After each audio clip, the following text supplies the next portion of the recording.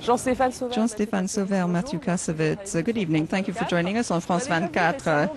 We've recently seen a number of films on the issue of child soldiers. We had the film Ezra by Newton Adwaka and also Blood Diamonds to a degree.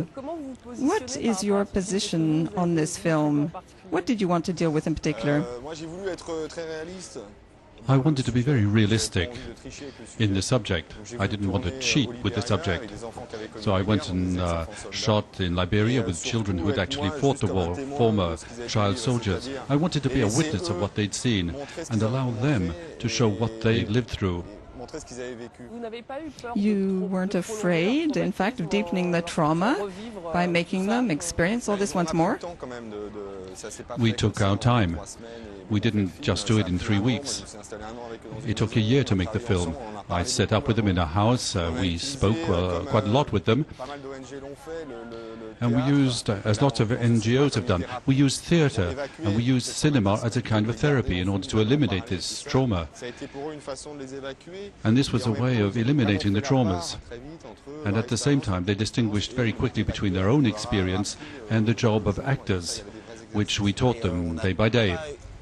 We didn't think we were taking them back into anything violent because they'd lived through such extreme violence that finally making a film about it was just kids' play. Was this film easy to produce, financially speaking?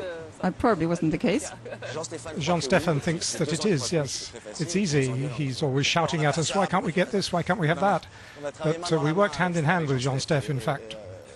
It's a film that's very difficult to produce, in fact, even before you begin, even before you start writing the screenplay or thinking about the way you're going to fund it. You know it's going to be difficult to finance a film with blacks. You're one of the few people to admit this in public. It's a taboo topic in France. The way you deal with history, the way you depict the black people on the screen. You shouldn't be naive about this. You can't be naive and say, oh, they're racist or whatever. No, that's not the case. You're dealing with financiers. They're responsible for big companies which work on the basis of money, and there are subjects which make it easier to get money back than others. If you try to sell them a subject with child soldiers who don't speak English, so it's going to be difficult to export. There's a lot of violence. There are no whites, there are no big parts. Well, if I were an investor, I've got other problems in my life than child soldiers. I'd say, well, how am I going to get my money back? You drew inspiration from a book by Emmanuel Nongala, a Congolese writer. And this is the basis of the film. It moved me enormously, and this is why I wanted to adapt this novel.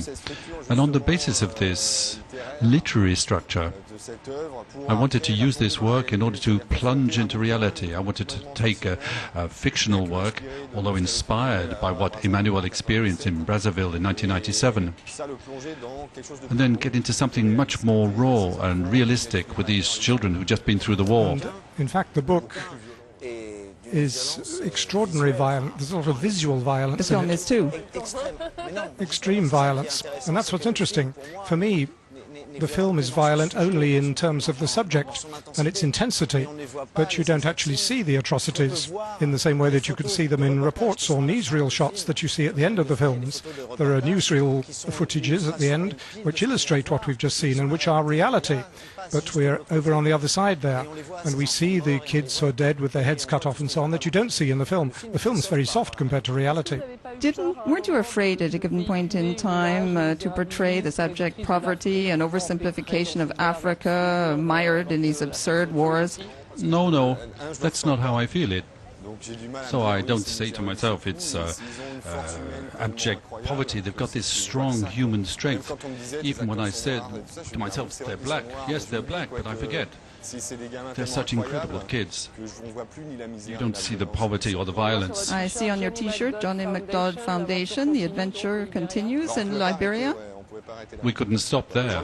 We couldn't stop the adventure there.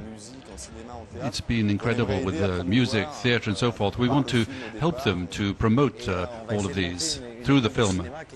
And we're going to try and set up a film school, which will also be an inter-African film school, not just in Liberia, because this is not supposed to be set in Liberia, but in the whole of Africa. And then through a film school, We want to give the opportunity to these people who have such extraordinary potential. You can see this in the film. These kids are 15. Give them the possibility of talking about their history, their desires. We're going to try and bring them back to cinema, to culture, and to expression too. They have the capacity for this. Well, Johnny Mad Dog is the first film to have been shot in Liberia. And not the last. Thank you very much. Thank you very much.